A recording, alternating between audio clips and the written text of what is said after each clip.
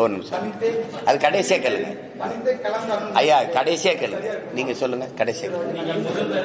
சட்டமன்றத்தில் இது பெரும் கொடூரம் அப்படின்னு தான் ஒப்புதல் கொடுத்திருக்காரு. எது சட்டமன்றத்தில் இன்னைக்கு எது கொடூரம்? அண்ணாமலை மாணவி இந்த ஒரு வார்த்தையை சொல்றதுக்கு, இந்த வார்த்தையை சொல்றதுக்கு எதுக்கு இவ்வளவு தாமதம்? அது பெருங்கொடூரம், பெருங்கொடூரம் இல்லையா? உங்களுடைய செயல்பாடுகள் உயிரோடு இருக்கும்போது சோறு போடாம செத்த அப்புறம் பால் ஊத்துற கதை மாதிரி இருக்குது.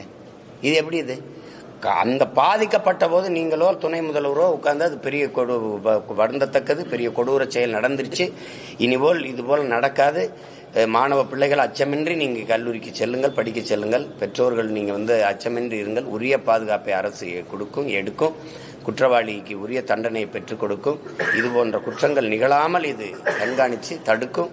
அப்படிலாம் ஒரு வார்த்தை வந்திருந்தா அவ்வளவு ஆறுதலா இருக்கும். அதை விட்டு இவ்வளவு காலம் கழிச்சு இவ்வளவு எதிர்ப்பு, இவ்வளவு போராட்டம், கொடுமையான நிகழ்வுன்னு தெரியுதுல. அப்ப போராட வரும்போது எங்க குறவழியை நெரிச்சிங்க, என்னை விடுங்க. அம்மா சௌமியா அன்புமணி என்ன பண்ணாங்க? அவங்கள கையை பிடிச்சி இழுத்துட்டு போறீங்க வாங்கன்னா வண்டியில் ஏற மாட்டாங்களா? அவ்வளவு அநாகரிகமான தற்குறிகளா நாங்க? அதே மாதிரி தானே அவங்க குஷ்பு அவங்க தலைமையில போரானவங்களை ஆட்டு தொட்டியில் போய் அடைக்கிறீங்க, என்னையாவது ஒரு மண்டபத்தில் அடைச்சிங்க. எதுக்கு போராடுறீங்க, ஏன் போராடுறீங்கன்னு சொல்லணும்ல. அனுமதி மறுக்கப்பட்டிருக்குன்னு ஏன் மறுக்கிறீங்கன்னு கேள்வி இருக்குல்ல. எதுக்கு மறுக்கிறீங்க? நீங்க